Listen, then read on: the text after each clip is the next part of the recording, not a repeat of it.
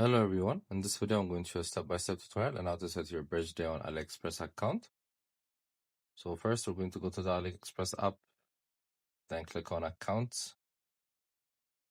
Then next we're going to click on settings on the top right corner. Again, you're going to click on profile. Then as you can see, there's the birthday option. You're going to click on it.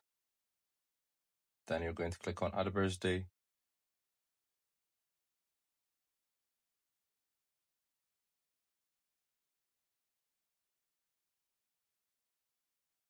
So once you do this, you can change your birthday from now on.